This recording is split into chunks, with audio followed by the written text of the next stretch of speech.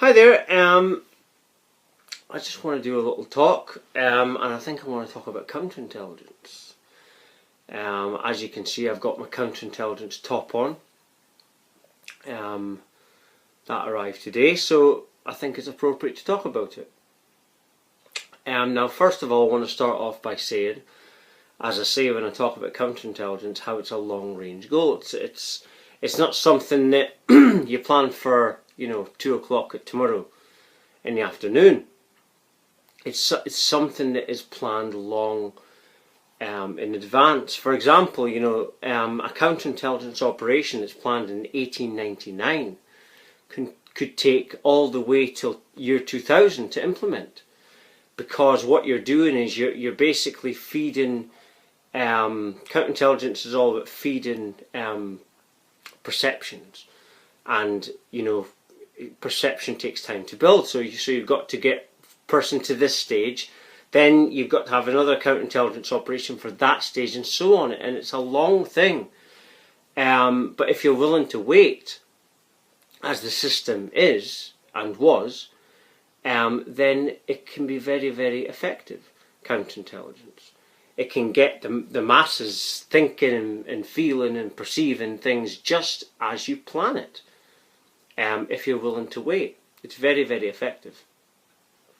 And and this is something that I get relentless information on, as well as many information. The reason I get relentless information is because I'm dealing with the creative consciousness, of which counterintelligence at its deepest level is. You wouldn't be very good at arranging counterintelligence operations if you're not a bit psychic. You need to be a little bit psychic to deal with this power. So yeah, that's counterintelligence. It's all about feeding perceptions, feeding things to the people. And TV and internet are the main stages for this. Because TV and the internet are global stages. Nearly everyone has TV or internet or both, and so that's why they were invented, basically. So that basically it would then become a platform of which you can then stage counterintelligence. And the most effective, and I want to get this out there also, the most effective subliminal counterintelligence things are the things you don't see.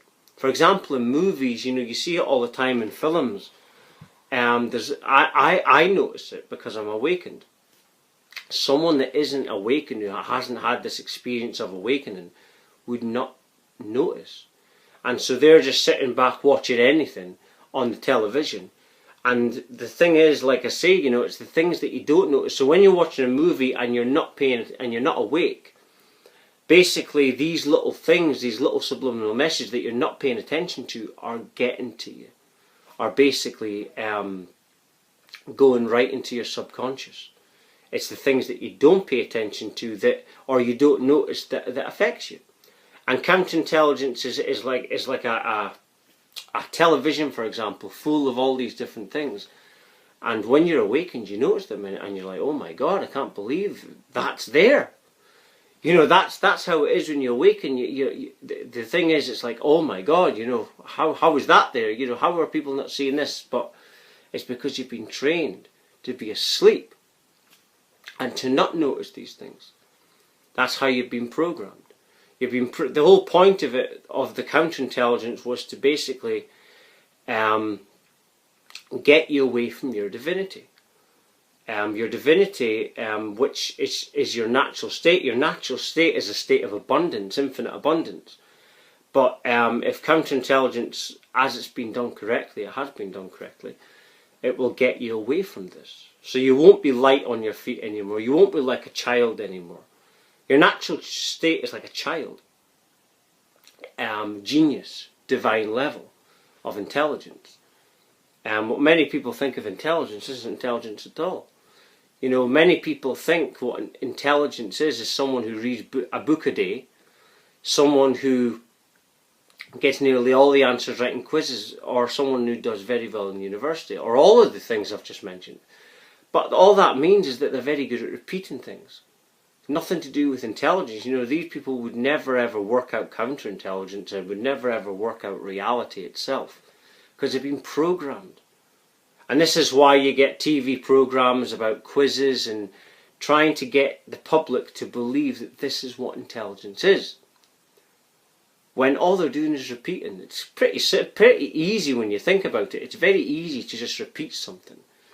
You know, we can all do that. But it doesn't really determine, I don't think, if you're smart, whether you can repeat or not. You know, get any parrot in it and it'll repeat for you. But intelligence is a bit deeper than that. It's a bit deeper. You know, intelligence to me is thinking critically in critical situations. Now that could mean this awakening. Now these people who repeat couldn't do that. You know, they can't think critically in critical situations, like this global awakening that we're all going through. They can't do that. They can't manage that. And yet here we are saying that they're intelligent.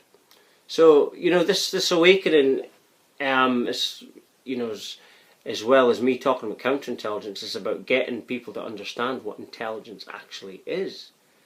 It's a divine thing. It's something that you can't define, actually. That's what I've learnt about an intellect.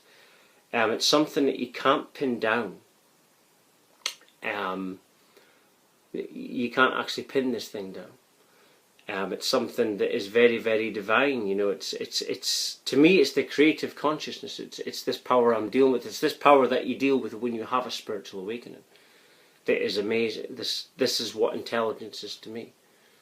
I didn't know what intelligence was before that. I was like you, probably just thinking that it's a thing where you repeat. But now I realise it's a divine thing, intelligence. But anyway, I just think I'll end it there. I just wanted to do a little video. And if you're watching, you're meant to watch it. Thank you very much for watching. Thank you.